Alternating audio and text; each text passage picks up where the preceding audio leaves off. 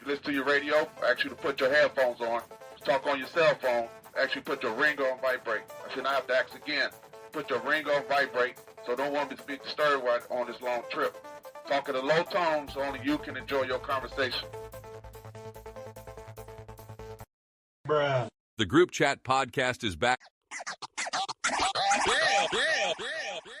Good evening, you guys. It is the Group Chat Podcast here. Casey Gisclair with our usual crew, Mr. Damien St. Pierre, Mr. Nick Hebert. Coach Tommy Bado is on the field somewhere in the bottom of the fifth inning somewhere in River Ridge. We may have him at some point. We're going to be talking some sports. We've got some very interesting topics to cover today. We're going to talk about Pete Rose. We'll talk about the NBA draft lottery. We'll talk about the New Orleans Pelicans and the bad luck that they received in the NBA draft lottery.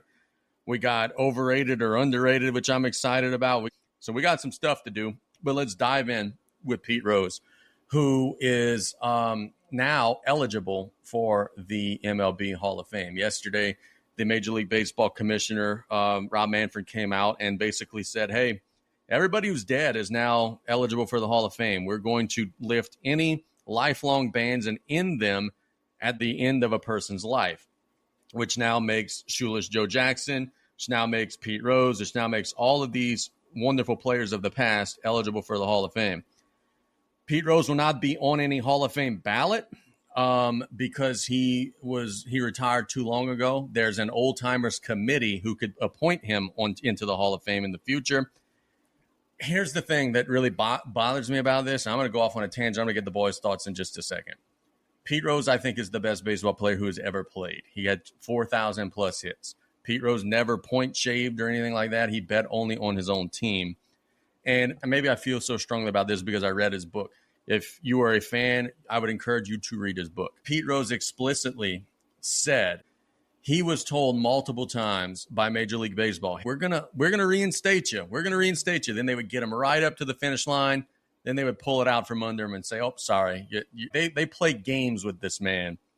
And then now, the last week that Pete Rose is alive, he has an interview, and he says to the person interviewing him out in Las Vegas, he says, I would love to be in the Hall of Fame. It'd be the greatest honor of my life.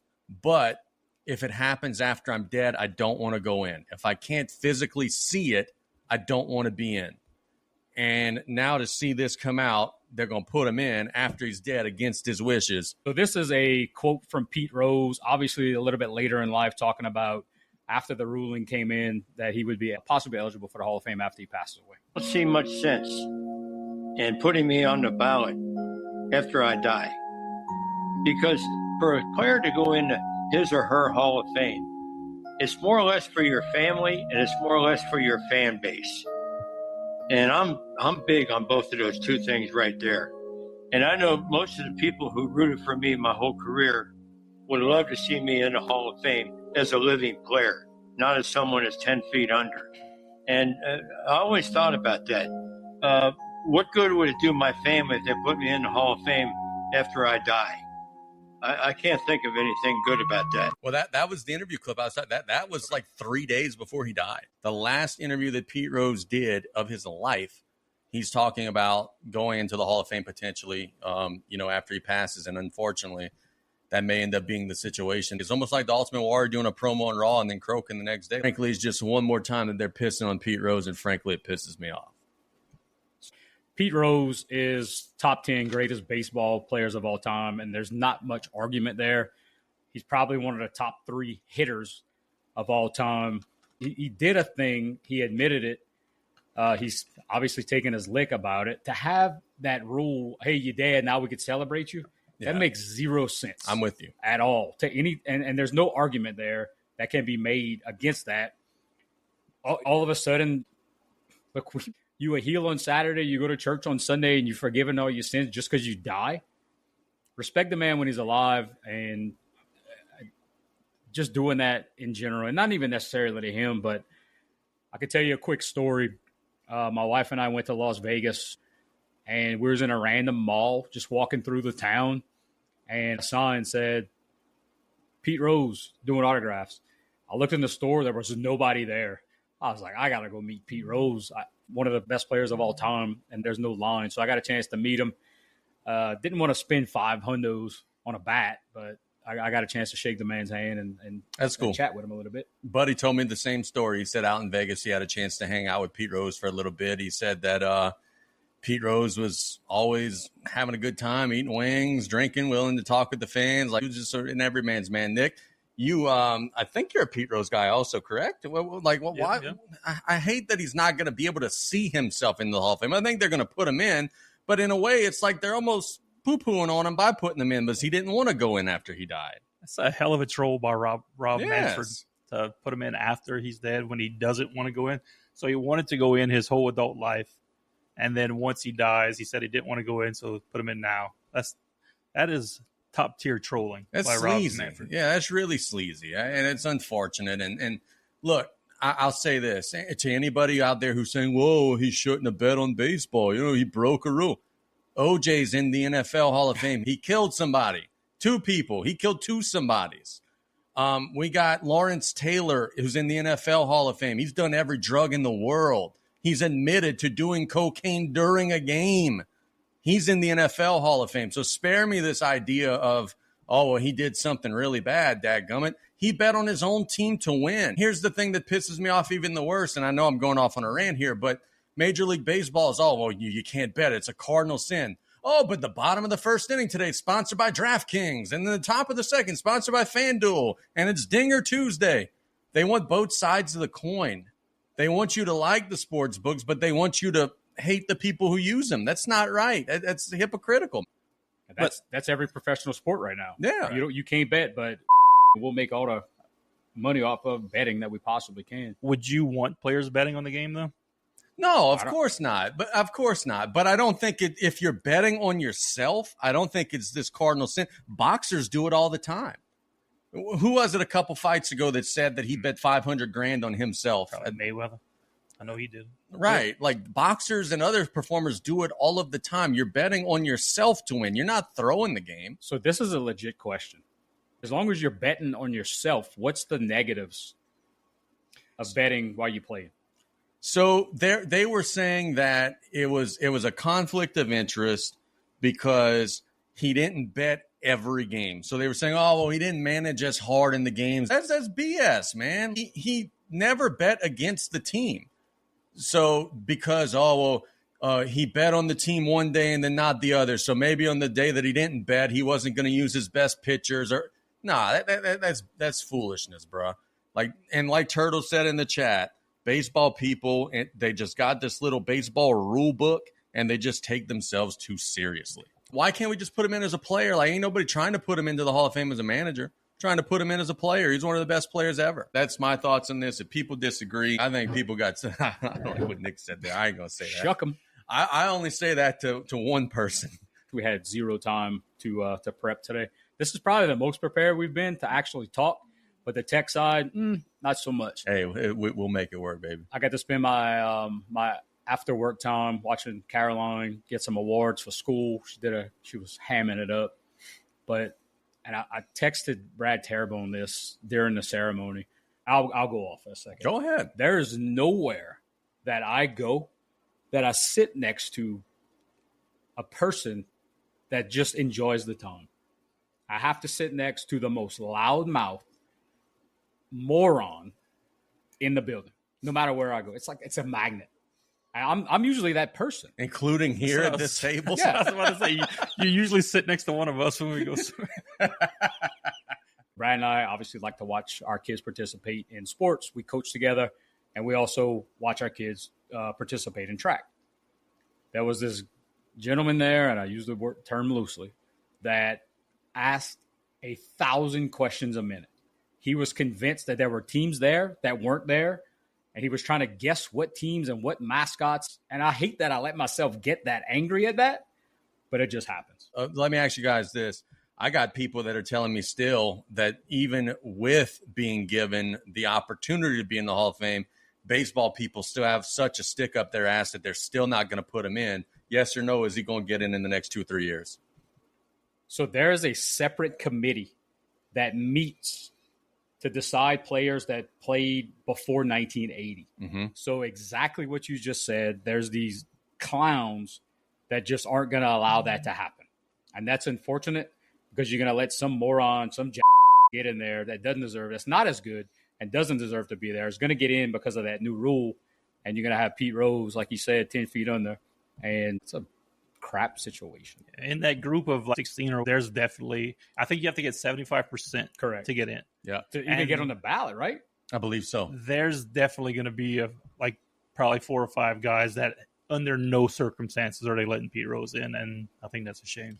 Like, it feels like it's just as easy as, and I mentioned this today on the radio, why don't we just put them in, and while putting them in, tell the story? Why don't we put Barry Bonds in and say, yeah, he's in here, but he did have a storied history, use steroids. Why don't we put Mark McGwire and Sammy Sosa? Because, boys, who are the 3 most memorable players of our childhood in the MLB? I would argue it's Mark McGwire, Sammy Sosa, and Barry Bonds. Yes. Jose Canseco is my other one.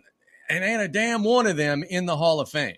The way you play changes a rule or changes a process or a procedure, you need to be in the Hall of Fame. Yes. Unless you just baseball should embrace performance-enhancing drugs. I'm with that. In the 80s and 90s, I feel like baseball was maybe not the top sport, but it was up there. And after the strike in 94, baseball kind of went downhill. And they started taking steroids in the late 90s, and I feel like they kind of brought it back, but then they cracked down on that, and it kind of went down again. If they embraced it, is it killing these people to take steroids? No. So here's the thing, and Jose Canseco says this all the time, and people just laugh at him because he's Jose Canseco and he's kind of out there. But he does bring up a good point. If it's a performance-enhancing drug, PED, performance-enhancing drug, but everybody's doing it, are you really cheating at that point? No, you're just hitting more home runs, making the game a lot more exciting, and you're drawing more fans to the ballpark. How many home runs did Barry Bonds hit off of a pitcher who was using? We don't know. Probably half. Right.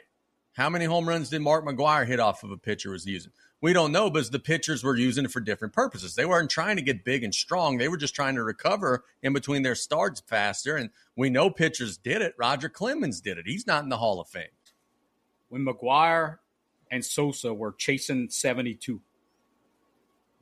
there was no bigger time in the history of my lifetime in baseball that people were watching strictly because of 2 human beings. Dude, I remember the night that McGwire broke Maris's record. That was leaking into the news. They were showing every at-bat, yes, breaking into the television shows.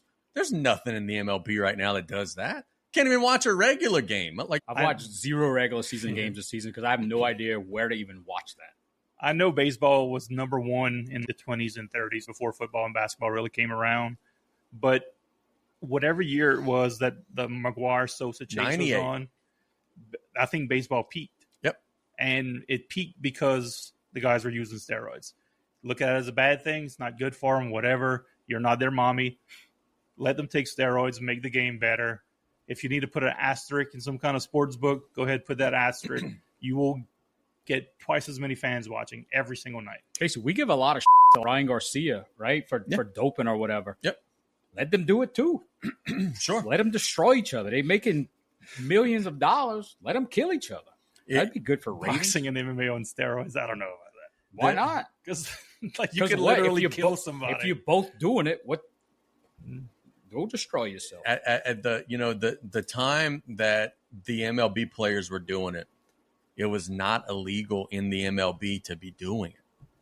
This was the federal government cracked down and said, oh my God, you guys have a major problem.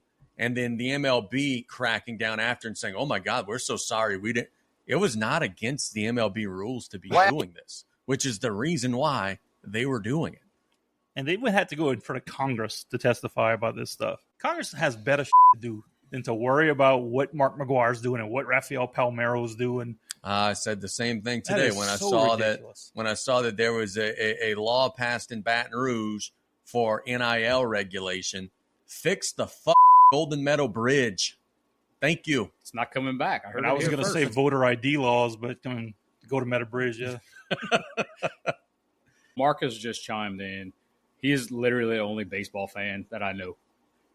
Big Red Sox fan, huh? Yeah, right. No, I don't know. Right. My neighbor Mike Davis is a big Yankees fan as well. So how did they vote Big Papi in but left out that entire generation? I don't know. It's the same thing. That guy showed up to training camp at like 150 pounds and ended up ending his career at 400. Like there's something going on there. Well, the thing of it is, Big Papi was beloved, and he got stabbed after he retired. And it was a popularity thing. Nobody liked Mark McGwire and Sammy Sosa until after they retired. They were beloved when they played. But after, everybody piled on, oh, man, you guys are a bunch of cheaters. And then everybody followed suit. Whatever Sammy Sosa took to make himself white is worse than steroids. I mean, whatever that What is going on there? Let's talk about that. Why is Sammy Sosa no longer a black man? What happened there? He's John, unrecognizable now. Some people get a disease that turns them white, so we don't mean to poke fun. He says he applied some sort of cream or something. What's funny, the Google search, why is Sammy Sosa? And I was going to put white. Of course. It just put, why is he still alive? Oh, wow. That's kind of morbid. Results of skin bleaching cream. So he did it on purpose. Bro. Why? Because now he looks pink. So the number one AI search, the three breakdowns are skin bleaching, not a racist, and public relation. Sosa admitted in a 2009 interview that he uses a cream at night to soften his skin, which also has the side effect of lighting it. He also stated it was not intentionally to change his skin color, but the cream's effect combined with the bright lights made him appear white. Under the next bullet point, Sosa has explicitly denied being a racist or having any shame in his Dominican heritage or darker skin tone. Yeah, so he's not a black guy who hates black guys. Just for the record. Sosa, correct me if I'm wrong, because I'm 90% wrong here. He got accused or admitted, one of the two, of urinating on himself in the shower. Correct. So he's got like a skin He's a weird ADHD type of deal. What?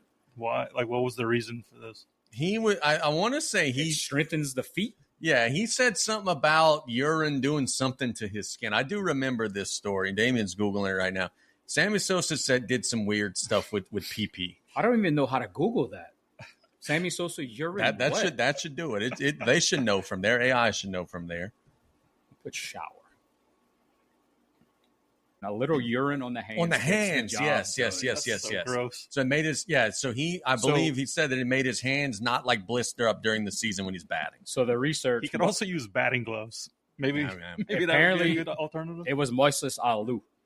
He didn't deny a report on ESPN.com. Moises Alou, yes. Felipe's boy. That he occasionally urinates on his hands before games. The guard against calluses and hardened. Now it's coming Maybe back. if he would have been peeing on his hands, he would have caught that ball. And Steve Ballmer, not Steve Ballmer, that's the Clippers. I said Steve Ballmer wasn't involved. Whatever. Bartman, yeah. It's another good story. That was the same time frame, huh? Yeah, same time frame. I'm willing to do a lot of stuff if I'm being paid millions and millions of dollars, but I would rather have blisters and calluses than pissing on my hands. I'm sorry. Apparently, when Sosa went in front of Congress, he forgot how to speak English. I do remember that. So they are all at Congress or whatever. And Sammy Sosa in the 98 season was doing interviews, going on the Tonight Show. Perfect English. Now he's at Congress testifying. Hey, Mr. Sosa, did you use performance enhancing drugs? No hablo inglés. So he doesn't know English, and he's white. He's now white. So he's me. We are off the rails already. Yeah. Took 40 minutes. All we got to do is talk about baseball, which is something that we rarely do. We maybe should do that a little more. Who was the coach for that Cubs team? Dusty Baker, huh? No? He does? Does it matter? No one remembers. No one cares. It was Dusty. We don't need baseball coaches. Dusty Baker's a goat. Tony La Russa was the manager for the Cardinals back in them days. Chop says something that makes me want to curse again. Says Harden pees on himself.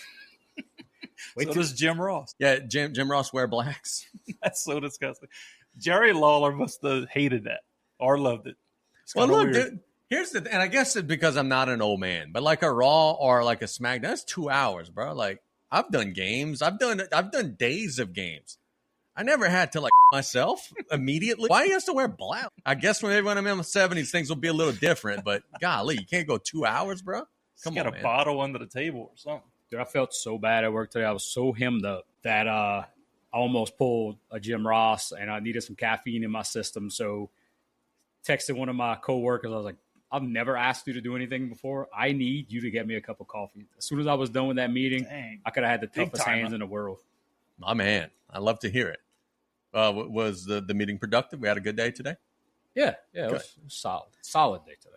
Let's talk about conspiracy number 2, the NBA draft lottery, which was obviously in flagrant rigged. I don't care about this audio clip that we have here that we're going to play in a second that says it's not. Well, I had to pull something because I know where we're going. The Dallas Mavericks traded Luka Doncic. This is my version of the story, okay? The NBA ratings were down big.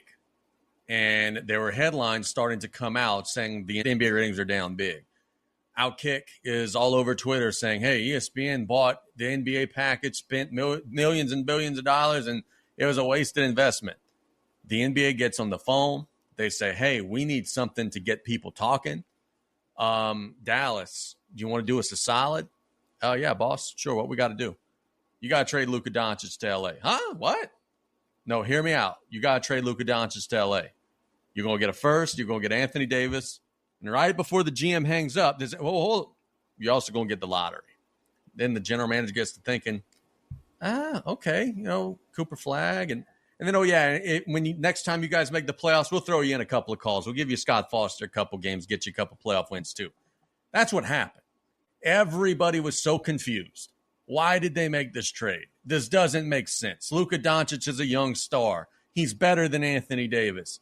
He's more contract control than Anthony Davis.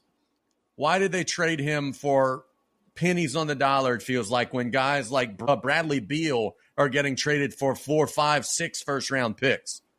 Well, now it makes sense. I truly, firmly, hand on the Bible, would believe that this was rigged and that the NBA told them, if you do this, we're going to get people talking, we're going to make the big market team more interesting, and we're going to make it up for you on the back end by giving you the lottery, giving you Cooper Flagg. Boy, it sure sounds like that makes sense. Maybe I'm a conspiracy theorist. Maybe I got a tinfoil hat. It sure sounds like what I'm saying adds up there, boys. What say you? So do we know anybody who could sue the NBA for us? He's coaching third base right now. Did he sue the NFL? So, yes, he did sue the NFL. So how about this? So we sue the NBA. In that discovery period, I guarantee they will find out. Adam Silver calls Nico Harrison, says basically what you said. Hey, our ratings are down. LeBron is on his last leg. He has one more chance to win a championship. And once he leaves, nobody is in LA. We're giving him Luka, and you're getting often injured Anthony Davis, and you're going to get a first-round pick and whatever else they're going to give him. And with that, you're getting the lottery pick.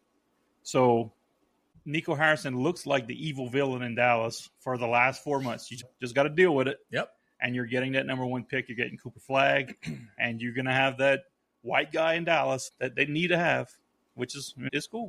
Whatever gets you wins. And Dallas is back on the map. You got Cooper Flagg. You got a stud in Los Angeles to take over LeBron's spot, and the NBA is on its merry way, continuing to do what they do.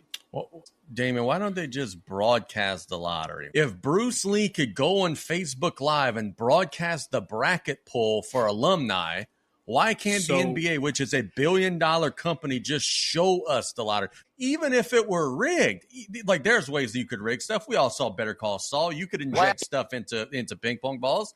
Even if it were still rigged, I think we would respect it more if we just had a chance to see it. So when I came across this audio clip earlier, I was looking for something that would disagree with us. This clip shows how rigged it is by saying how rigged it's not. Is it the LeBron? No. It is impossible to rig the NBA draft lottery. The NBA goes to such great pains to ensure that there is no appearance of impropriety. The guy that is telling the ping pong ball selector when to draw from the bucket, he has his back turned to the whole proceeding. Like he is standing there with his back to the drawing and has a stopwatch in his hand. And every 10 seconds, he will raise his hand, and that's when a ball is drawn. It would take a Houdini-esque act to be able to rig the NBA draft lottery. What's the name of this clown? I didn't catch it. It was on Ryan Russillo. Everything he just said leads me to believe how rigged it is. Right, yes. So you telling me, because an individual in a suit puts his hand up and turns his back to something that You can't rig it. What could go wrong?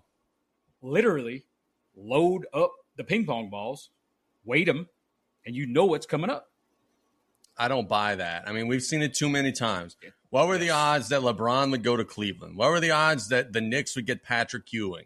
What were the odds that Houston, which has a big Asian population, would get Yao Ming? Like, come on, man. Derrick Rose to Chicago. Derrick Rose to Chicago. I mean, on and on and on. How many more times do we have to see these crazy-ass coincidences before we just understand And the this Pelicans, stuff's fixed? Pelicans got lucky as well in that. Yeah. Yeah, so Pelicans lose Chris Paul, we get Anthony Davis. We lose Anthony Davis, we get Zion Williamson. Yeah. We lose Zion Williamson next year, we're getting number one again. And look, here's the thing with the Pelicans part of it. Remember whenever Anthony Davis was first on the block, the whole big argument from the New Orleans side was, we don't want those Laker guys. We don't want Brandon Ingram and Lonzo Ball and you know, I think it was Hart or whoever they got. Then all of a sudden the tone changed and they took the trade. Why? Because Mr. Silver, hey, we're going to get you on the back end. They won the lottery the next year. Why's that always got to be somebody who sucks, though? Anthony Davis hurt all the time. Zion Williamson never plays. Who's been good? Number one. Well, Cooper Flagg's not going to be good either. So where's Wemby? Well, he gets well, hurt they all won the time. freaking lottery just about too. They didn't have very good odds. They finished second. Did y'all see the Pat McAfee clip where LeBron's basically saying that the lottery's rigged like months ago?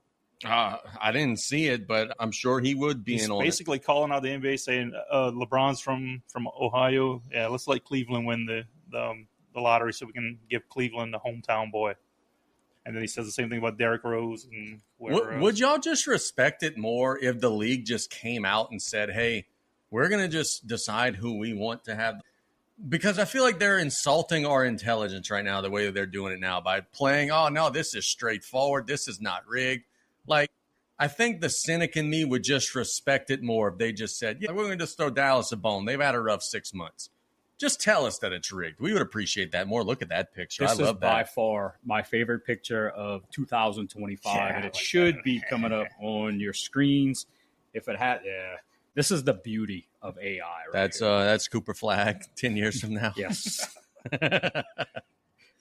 That could arguably be Luka Doncic at the end of his Dallas tenure as part of the reason why they wanted to trade him, reportedly, other than, being forced to trade him. But, boys, let's talk about this. In addition to the shenanigans of the draft lottery, it could not have been a worse night for the Pelicans. Hey, timeout before we transition. Yeah, what's up? We got Travi in the chat. Travi! And his first comment was, this guy. What's up, Travi? Man, we've been talking about you. Good things, of course. Start telling funny stories about you. How you doing, man? I hope you're doing all right. Travis, you got to go back and listen to a couple of these episodes. We told the story of how you got destroyed in Pedro by Casey and I. And then we also told the story about not how, me. Yeah, how no, you not me. No, that was me and Pedro. Nick. I'm sorry.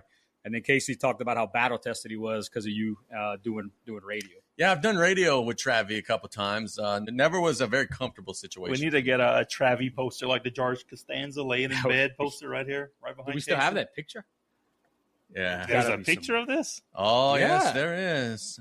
I'm sure one Mr. Kale has that. He's got that in the folder. Who makes all the shirts? This guy, Travis says in the chat. Hope you're doing well, Hey, buddy. shout out to all the listeners, all the live feed folks interacting with us. That helps out with it. The algorithm, as Casey could not say yesterday afternoon. Algorithm. Yeah, that was a struggle. Not as much of a struggle as the bottom of the seventh inning when both TVs froze, but hey, that's all good. Yeah, you guys want to hear a funny story? I said on play-by-play yesterday, I told people that I was flying to Sulphur. They had some people that really thought I flew to Sulphur. People asked me, man, how you did that? Like, I didn't really fly. Brian's making fun of me. I didn't actually take a jet to Sulphur. Don't be so gullible, you guys. Just because they say that I'm a diva and I'm a movie star, I'm not. I was in here doing the game. Anyway, let's talk about how screwed the Pels are. They had the tied for the best odds to get the number one pick. They've been losing on purpose for the back end of the season, resting Zion, doing whatever to try to give themselves a chance at the future. They got the number 7 pick, which for those of you who are just casual NBA fans, the number 7 pick in the NBA draft is about as good as having a third-round pick in the NFL draft. If you ain't in the top 3 or 4, you're kind of 50-50 on whether or not you're going to get an impact player. So now the Pelicans are heading into the offseason without salary cap space, with a roster that sucks, with DeJounte Murray, who's out for next season with an Achilles, CJ McCollum, who's going to be like 35 years old, Zion's going to probably weigh 700 pounds.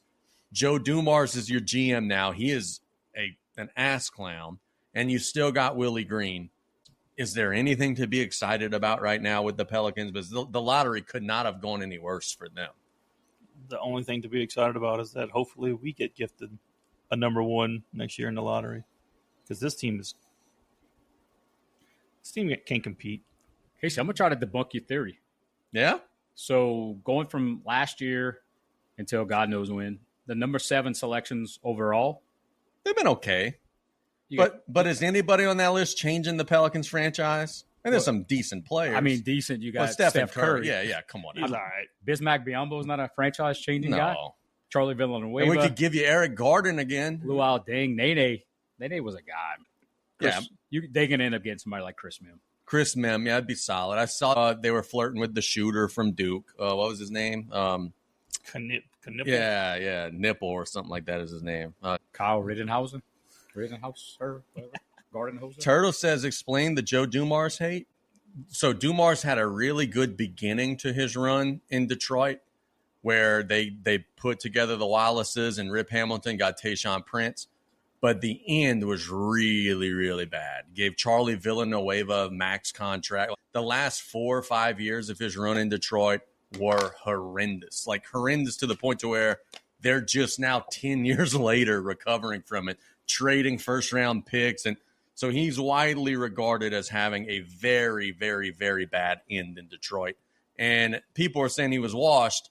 That was 15 years ago. So that's why some folks are a little nervous about Dumars. Where did Joe Dumars go to college? I don't know. I know he's from Louisiana. Is it UL Monroe? I was on Joe Dumars Boulevard a couple weekends ago. Branson, McNeese? Missouri? McNeese University. Come on. I didn't realize he went They there. didn't change it to Will Wade? Hey, honest question again, because I'm an honest guy. Dumars built those Ben Wallace squads. Yeah. Those teams stopped me from watching professional basketball for about 5 years. That was the most boring brand of basketball. Watch. Those finals where Rip Ben Hamilton. Wallace was just averaging 7 points a game and just killing people with the huge afro. Who was Lindsey Hunter on that team? Rip Hamilton, Chauncey Billups. Tayshaun Prince. You can miss me with Billups. all of that. It's a true story. I was on our senior trip in 2005. We were in Destin during the finals, and it was the Spurs and the Pistons. When I tell you that we literally fell asleep watching one of the games. Let me read you the scores to these games. So in the 80s. Right. Game 1, 84-69. Game 2, 97-76. Game 3, 96-79. Game 4, 102-71. Game 5, 96-95 in overtime, by the way. We needed overtime to get to the 90s. Game 6, 95-86. Game 7, a real barn burner, 81-74. Yeah, we were in Destin after spending a day on the beach having the game on, and it was like putting us to sleep. It was like in Dramamine. Hell no. I'm with you on that. So Turtle mentioned Rasheed Wallace. That's the only thing that was worth having on that team. And it was the only thing worth watching. Turtle also said, I'll take 3 good years for 15 bad ones. Well, the Pelicans franchise is doing that too. Just not giving you the 3 good years yet. Right smack in the middle of the 15 bad years. I have a hot take for the day brought to you by Martin's AC and Electric. And this goes back to that era. Maybe you guys are not going to be with me on this, either here at the table or maybe in the chat. But one of the big reasons why I hated on the Detroit Piston teams was the PA guy going, Detroit basketball. Aggravated the hell out of me as part of the reason why I didn't root for him. How you like the Jacksonville Jaguars little chant? Duval, set born in the house. Gyro has been destroying me about some of our takes. He calls us old heads. Yeah? But now he wants to see a 75-80 game because they didn't shoot threes. Nobody That was wants to see that. Basketball. What can the Pels do next year to be competitive? You don't have Murray next year. McCollum's old. Zion maybe does or doesn't want to be there. Like I feel like they're heading into a year that's similar to the Saints, where the best case scenario is for them to be bad. What's the best record that you think they could have? 38 and 44, 40 and 42. What good that does. That's a dream season to win that many games. As soon as they get rid of Zion, he's going to be a 60 to 80 game player, and he's going to be a freaking all-star again and totally different player. It's hard to disagree. Are y'all sold on Willie Green being back? I thought they should have made a move there. No, apparently they don't coach. Basketball coaches don't coach. Freaking hater. We got someone in the chat asking for a Mount Rushmore of South Lavush alumni softball players. Alan Jones. That was my guy right there. Davey LeBlanc, really? Davey's had some years, dude. Back in the day, Nicky Savoy was a hoss. Alan Jones batting is what about Troy Bychurch? Oh, Troy Bychurch, first ballot Hall of Famer. I don't know how old he is. He's got to be up there in the 50s because he's retired as a teacher now. Ryan Pete on there? He's still a dog. He thinks he is. See, here's the thing. We love our guy Ryan, love him to death. But our graduating class also wears hats that have Del Monte cans on them because Ryan hits cans of corn to the outfield. So I don't know how I'd put him on the Mount Rushmore. Brock would be on there. Brock Danos, he's solid. Britton Como, solid. Home run hitter, big slugger. There's nobody more exciting to watch than Turtle, though. Turtle Griffin. Turtle kick-ass. If he's not on Mount Rushmore, he needs to just be behind, like photobombing Mount Rushmore. I love watching their team play. 06 is like the $1 million man of alumni softball in that they have always been in the main event, but they've always just found a way to lose at the end. Like they'll win 3-4 games in a row and then lose in the most heartbreaking way. Like we talk in golf, who's the most talented player to never win a major? We talk in the NBA, who's the best player to never win a ring? 06 in alumni softball is the best team that's never won the tournament. Talking about Turtle, and I gave him some hate in the Salafouche top 6 because he scored all his points in a tournament game. So Turtle's only good on the weekends. Weekdays, he just doesn't do anything. Weekend Griffin. We owe Weekend Griffin. Let's talk a little WWE for a second before we get to these really fun, overrated, underrated topics, which I think will get people chirping. We had a legend pass away this past week, and it was so weird because usually we get these things where hey, well, this one has cancer, this one is struggling. We kind of expect the death to happen. Sabu just wrestled a retirement match, and then he passes away just a couple weeks later. What do you guys think? Because the ECW is such a interesting topic to discuss amongst wrestling fans. It was disorganized, but it was entertaining. It was chaotic, but it produced some incredible talent like Rob Van Dam and Sabu. First and foremost, what do you guys thought of Sabu as a performer? And then second, ECW as a whole. Were you guys ECW fans? I never really got into it much when it was happening, but now after the fact, I've watched a bunch of it and I think it's great. What are you guys' thoughts on Sabu and then also ECW's place in the wrestling business? Absolutely loved ECW. That was one of the reasons that I continue to be a wrestling fan. Back in the day, it was on maybe Channel 38, some UPN station at midnight. Sure it was like the cool thing because not everybody got it. And the more you read into it, and as you watch these documentaries with Paul Heyman starting in his mom's basement doing interviews with Shane Douglas, Mick Foley down there, it was a very much a cult following. I got a chance to go watch a ton of ECW house shows and pay-per-views. Huge fan. I tell you what about Sabu. I wasn't always the biggest fan. I think he's got some of the coolest entrance music ever. And if we wouldn't get kicked off of all social platforms, I would rock that right now. That guy put his life on the line every single night. Oh, yeah. I can't remember who was with us. I remember our boy Jason Guidry, Geedy was with me because there was a foot ditch incident. I'm still not sure what a foot ditch is. Incident.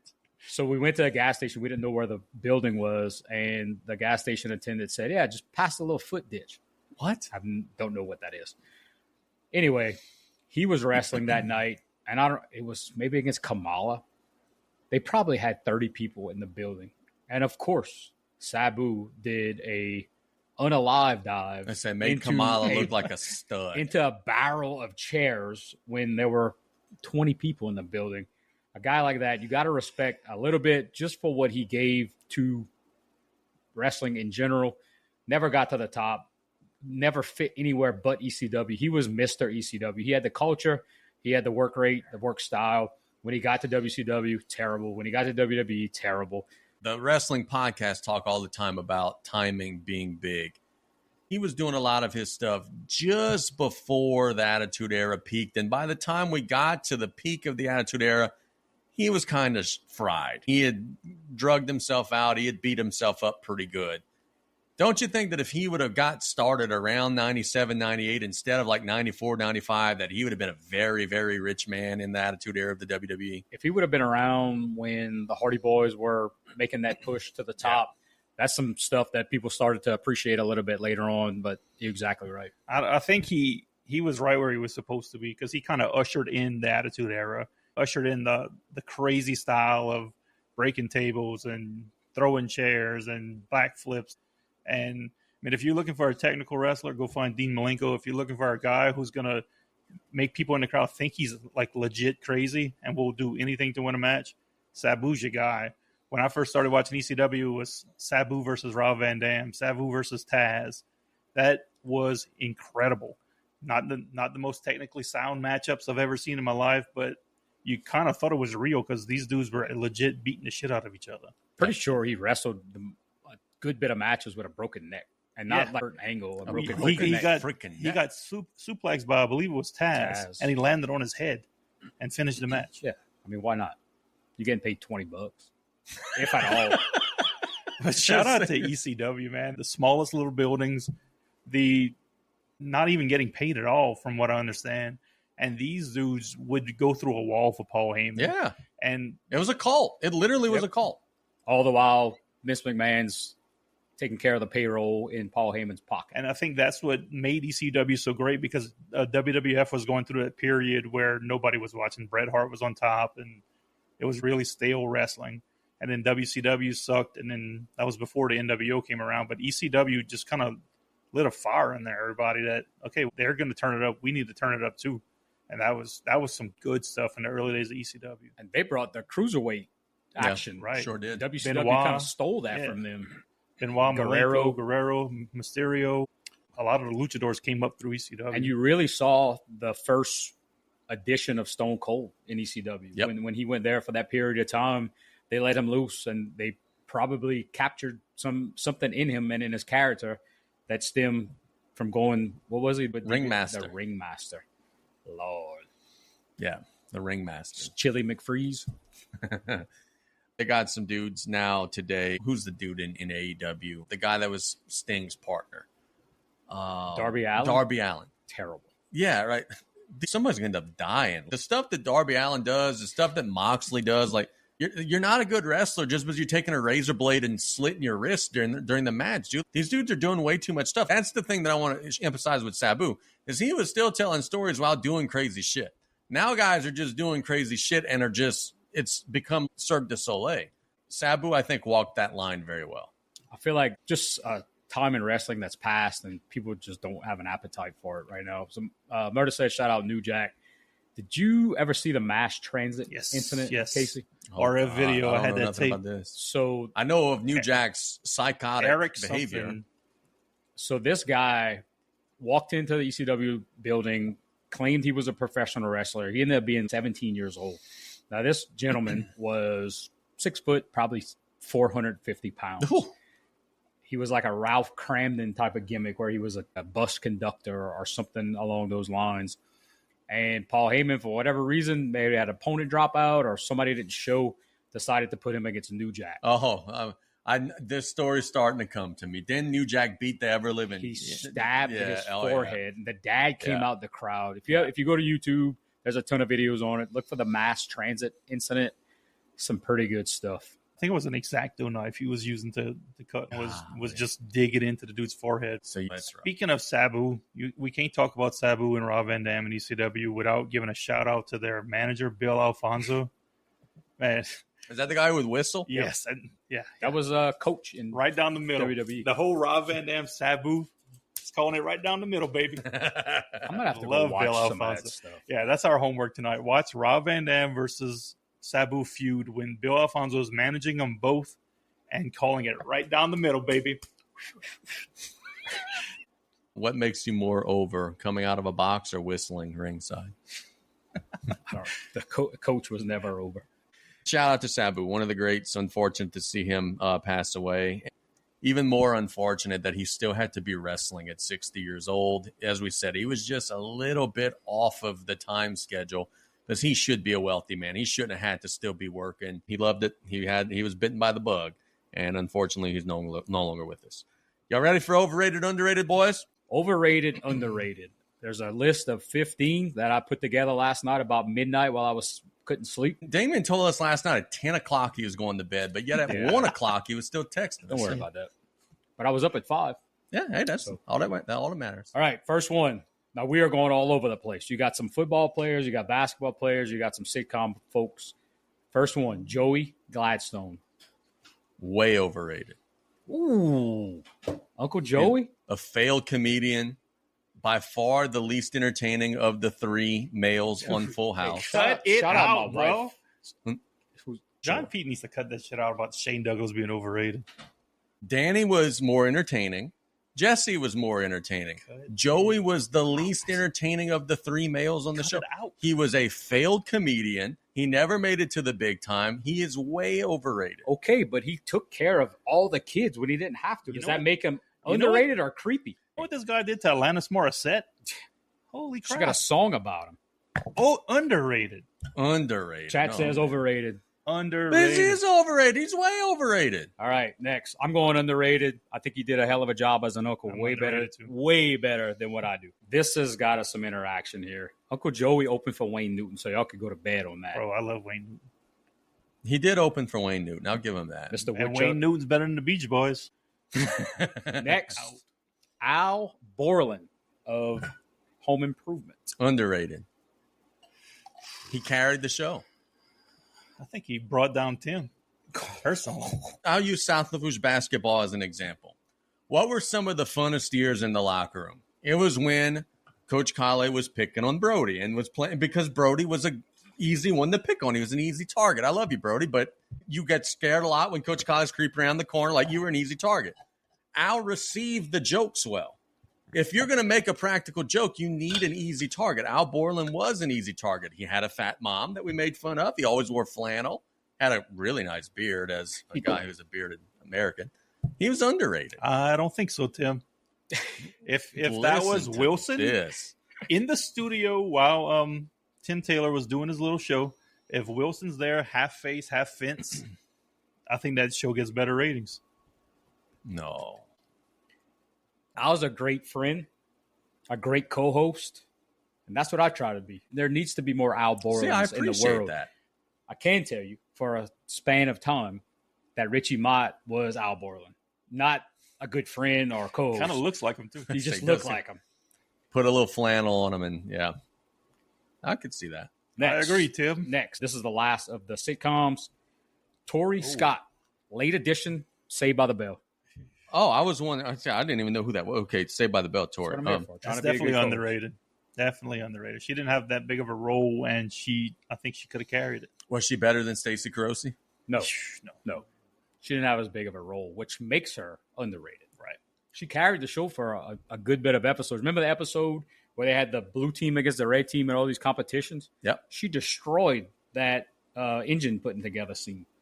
She killed it. This was the chick in the leather jacket, right? Yeah, leather jacket chick. Yeah. Underrated. Definitely underrated. I would say underrated. Not woefully underrated, but underrated. She developed Teen Line. Teen Line is Nitro. That was solid. Next one. Going to wrestling for a few. Skinner. Good character. Underrated. He was scary. I don't think he was rated at all. But that's the problem. It's kind of hard to judge whether he's over or underrated. So what was Skinner? As obviously we all remember in the 90s, he would wrestle and he would have like that black shit in his mouth. That obviously wasn't chewing tobacco. What do you think that was? Chocolate? You don't think it was chewing tobacco? I don't. Christian Stein's beef jerky. Like, I always wondered what that was. I think Skinner was severely underrated. Yeah, I say underrated. I think he had a really good character. Steve Kern was a hell of a wrestler. Skinner's hometown. I know it off the freaking top of my head. The Everglades? The Florida Everglades. So here's the thing, y'all. At night, I watch WWE Superstars episodes or WWE Primetime. Right now, I'm on Superstars 1990. I'm in my Skinner bag right now. Ric Flair's the champion right now. He just beat the Macho Man after losing to him at WrestleMania. Skinner's there. Nails is there beating the Big Boss Man. That's a good time. Like, I'm in my bag right now. The Natural Disasters are feuding with Money Inc. for the tags. Like, we in some good stuff right now. Hey, shout out my wife, Erin, for making me some coffee, but it's terrible. Come on, it smells good. It's terrible. Maybe it's the cup. It's Tommy's cup. All right, next, Maven. Way overrated. Tough enough Definitely winner. overrated. Way overrated. Should never have gotten the spot he got. I agree. He shouldn't have thrown the Undertaker out at WrestleMania, though he did get the shit beat out of him after he did that. He won a contest that had nobody worth the in it, and he wasn't worth the either. He won, and he got a big spot. Chris Nowitzki was in there. Yeah, He's right. one of the best Exactly. heels of all time. No way. What? The Harvard guy? Now he's Mr. CTE? Now he's trying to shut down wrestling. Yeah, Like really. he's doing what John Cena's trying to do. He's trying to ruin wrestling. The Ed O'Bannon of wrestling. I kind of like Maven just due to the fact his social media videos now, he exposes everything, and I think that's pretty cool. Lance Storm is next.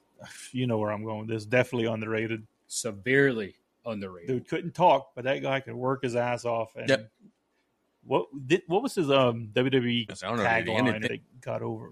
He had some kind of something about being serious. If I could be if I serious could be for serious. a second. Yeah. I love that. Yeah, that was Don't he remind you a little bit of like that generation's Chad Gable? He just could work, Right, and like yeah. it was just kind He was an ECW guy too. He Yep. crushed it in ECW.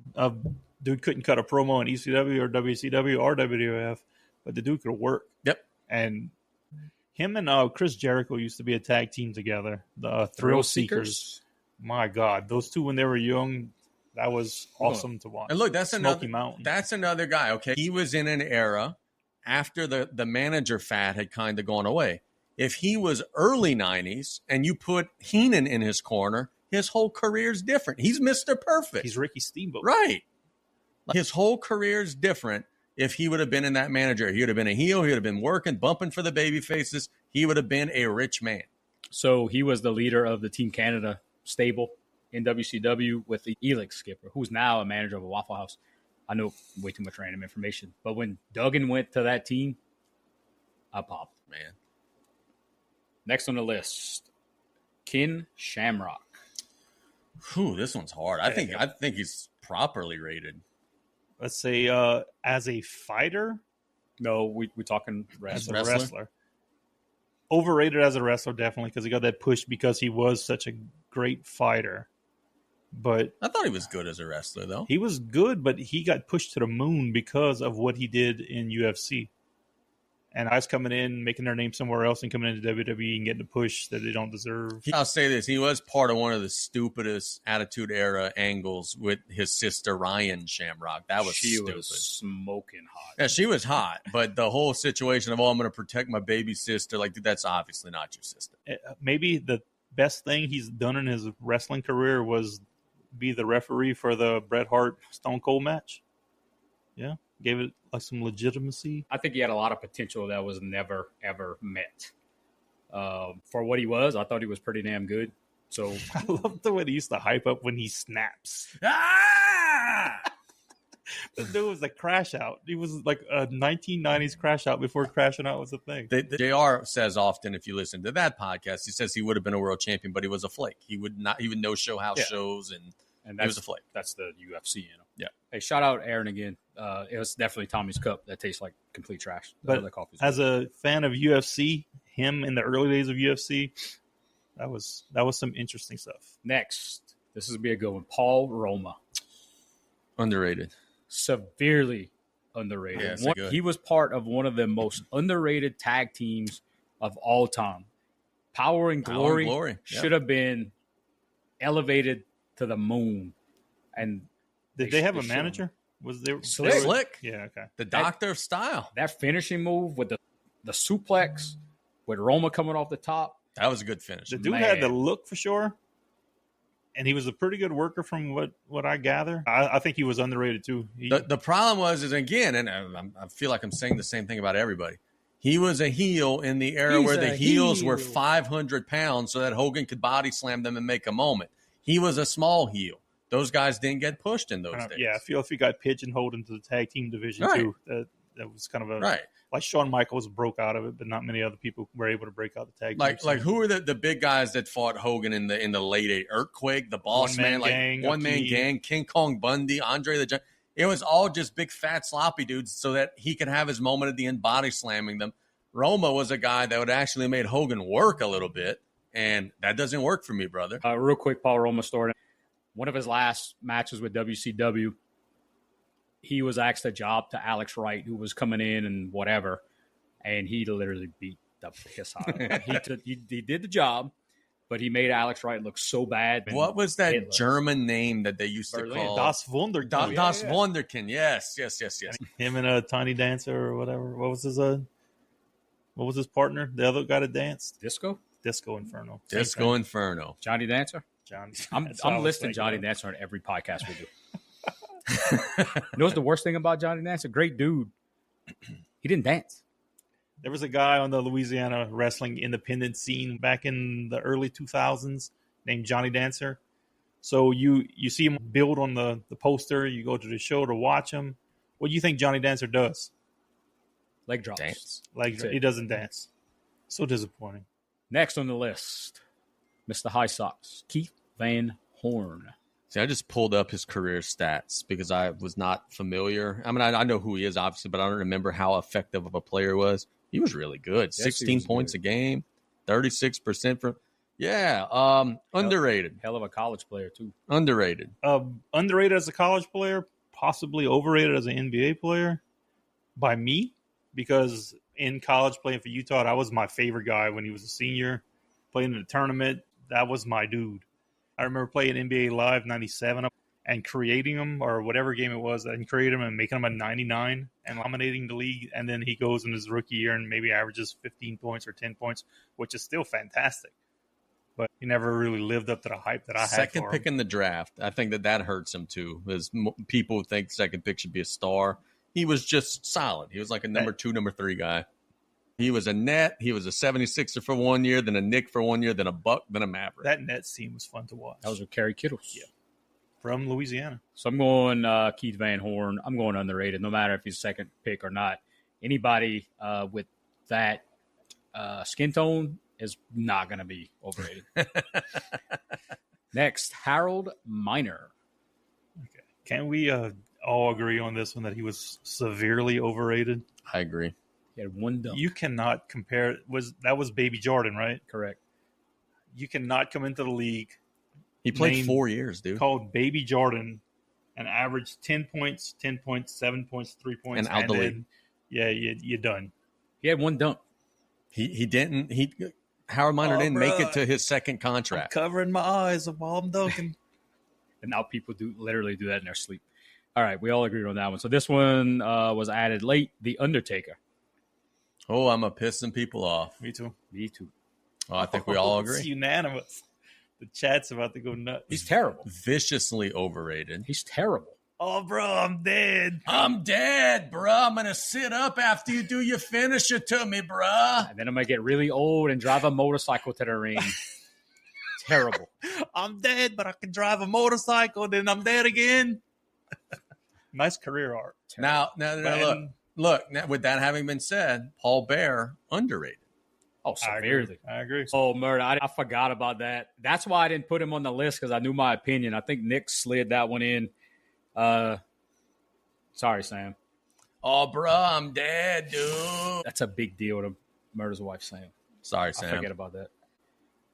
Justin Vincent is next on the list. Man, this is I got sad. some stories. This I got is some so stories. sad. I got some stories. This is when I was in college. Freshman year. Dude was amazing. This guy is going to be the best LSU running back ever. And then I could not tell you what he did after his freshman year. Casey might be able to tell us. Drank a lot. We were living in Tigerland, and we would go to Fred's and Reggie's, and Mr. Vincent would often be frequenting. Mr. Vincent was fat and lazy and liked to mac up on the ladies, which, hey, that's cool. But it wasn't the NIL era, bro. You cost yourself millions of dollars doing that. Do that after you get into the NFL. And I will say this. If you go back and watch that LSU team player, the milkman, we could have all ran through them holes that offensive line had. So I don't know that Justin Vincent, frankly, was ever all that good. think he was just the right place at the right time that one So year. sad. I loved him, but he is severely overrated. And he did it to himself because he had a great freshman year and then nothing after that. Next on the list, Michael the Beer Man Lewis. Overrated. Way overrated. Way overrated. What? Bro, This dude is driving a beer truck and he makes it to the NFL and he's an all-pro. He was Overrated. He was a half-ass punt returner for a couple years. Severely underrated until he got paid, and then he did nothing after that. He literally ran out of bounds, straight out of bounds for his last 5 years. I'll pull up some stats. If I'm wrong, I'll wear it. Give me the last 3 years of his career. Pro, straight off the beer truck. Okay, he was fast. This guy gave everybody that hope that I'm working at Walmart. I could be all pro too. No. Let me go try out for the Saints. That's what happened to you? So remember that time I booed you at Walmart? My UPS driver is a better athlete than Michael Lewis. I'll put my UPS driver over anybody in the game. Do you know how many career touchdowns Michael Lewis scored? 4. 43. I overrated him. Oh, bruh. He's the best. He was an all-pro. He scored 3 touchdowns. Come on, man. You know how many times he fumbled? 21 times. So he's got a 7-to-1 fumble to touchdown ratio. How many times he touched the ball? To fumble 21 times, that ain't a good Couldn't ratio. even play receiver. He wasn't all-pro. To Nick's point, he wasn't all-pro one time. If you 2002. return punts and kickoffs, say let's get 100 in a season and you fumble 7 times, it's not that bad. If you could get a touchdown for every fumble ratio. There's nothing that happened over 10 years ago that Nick remembers accurately. So in his all-pro season, he caught 8 passes for 200 yards. Looking for the return stats here. Receiver. I don't even know he got on the field. Okay, so in his big all-pro season returning, 44 punt returns for 625 yards. That's an average of 14.2. He had 1 punt return for a touchdown. He had 70 kick returns for 1,807 yards, 2 for touchdowns. That was a 25.8 return average. So he was a solid kick returner. He was. Coming off of a beer truck. But he's like this Saints legend, and people would say he's like come on, man. You are a college stud receiver, get drafted into the NFL, you kind of not do too great as a receiver, but you're a solid kick returner. Let's say Josh Cribbs. Josh Cribbs is legendary as a kick returner. Because he actually did something. Bro. All right, Michael Lewis sucks. All right, this next one, I may walk out of here if y'all disagree. All right, let's see what we got. Eric Martin, Saints wide receiver. Underrated. Severely underrated. Yeah, he was real good. That was one of my favorite Saints of all time. He's in my top 3. Yeah, he was real good. If he would have been there with Drew Brees and them, oh my God, he would have had some That stats. dude had such great hands. Did he pee on him? Maybe so. Yeah, that might be the trick. I remember watching Saints games back in the day. Eric Martin had a streak that he caught at least 1 pass in like a million straight games.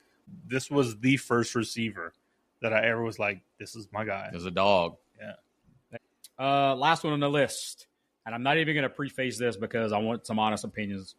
Tracy Porter. Okay, I got it. You're not a Saints fan. No. Tracy Porter had a clutch interception in the NFC Championship game. Mm-hmm. He had a clutch pick 6 in the Super Bowl. I don't care what he did before. Yeah, I don't care what he did after. Yeah, that makes him underrated. He is a Saints legend and probably our best cornerback ever because of what he did in those last 3 weeks of the season. I'm with that. Underrated. Probably the biggest play. Probably the biggest play in Saints history that he made. But aside from that, the guy did absolutely nothing. NFC Championship was Tracy Porter, right? I'm asking Google right now. I know you have like a half. That was Tracy Porter. You're right. Okay. Bro, I told y'all. I know you have like a half computer in front of it, but you could Google that. Well, Pete, we need you in the house, bro. We need a stat guy. Knowing that he had the big interception, knowing that he had the pick 6 that won the Super Bowl, and knowing that the Saints are in shambles right now post Breeze Peyton era, he's got to be underrated. As a Saints fan, that had to be the best feeling ever when Tracy Porter's running into that end zone with his hand in the air. No other play in Saints history has given me more goosebumps than knowing we just took a 17-point lead with that, or a 14-point lead. They were going into tie, so I think you guys took a 14-point lead with like 2 minutes left, so it was over at that point. He had 7 interceptions in 5 years. Yeah. 2 of the most important interceptions in the franchise's history. But I'll say underrated, but it's like I don't think anybody ever like considers him like a Pro Bowler or anything like that. Like nobody ever says that he's like nobody was scared of Tracy Porter. Like he didn't get a big contract. He got cut a couple years later. But who had more impact on the Saints franchise, Tracy Porter or Marcus Lattimore? Oh, Taylor just brought up a good point. Who the hell is Turtle? Yeah, I don't know. He said Will Smith almost ruined it with an absolutely pointless block in the back on Peyton Manning. Can y'all imagine? Bro. LSU won a game against South Carolina this year because of that. There was some dude clothesline Nussmeier after an interception. Can y'all imagine if that would have been called? Who was the guy they signed from Jason David? Who was that dude? That dude got burnt on the first play of his Who was the Saints guy career? that kept on getting suspended for alcohol or something? Kerry Collins? No, it was some cornerback we had in the Aaron Brooks days. Oh, Aaron Brooks, severely underrated. Yeah. I remember second best Saints quarterback of all time. Whatever this cornerback was, anytime he would make a play, we had season tickets that year. There'd be a guy behind us that would be yelling, "Get that man a beer!" Dale Carter. Dale Carter was a G. He kept on getting suspended. I think it was for failing some kind of test. Come on, the leap test. He was a good chief. We are under a massive rebrand this week. Yes. We are Group Chat Podcast 73 on TikTok. Go check us out. If you're on TikTok, give us a follow. Check out our live. Give us a like. Whatever you got to do. Real quick, shout out to all of our new subscribers, our new followers. We're plus 400 over the last 24 hours. Appreciate all the guys in our crew here making a point to get some followers. Steady stream right now with some folks that are paying attention to what we're doing. We got a lot of new content coming out after today. Got a lot of good stuff. Check us out on YouTube. Check us out on Spotify, Apple Podcast, and our Facebook page, which was graciously rebranded today by Nick Hebert, who actually knows his Facebook password, that's always a plus. Pretty damn solid. Give us a like. If you're listening to us on a podcast platform, give us a rating, ideally a 5-star rating, but just any rating at all allows us to show up higher. And tell your friends if you like what we're doing, let people know, share us on social media, allow us the opportunity to get to more people, because the more people we get to, the more cool stuff we could do. We want to thank you guys so much for listening. This was a wonderful episode. We have covered, more than an hour talking sports. We really appreciate you guys. For Nick Hebert to my right and Damien St. Pierre to my left, this is Casey Gisclair signing off. Thanks for listening to the Group Chat Podcast. We can go ahead and have a bunkhouse brawl in my. No, we're not. No, I'm not going out there again for 25 cents. 25 cents, you said. Sorry. Like, comment, and subscribe.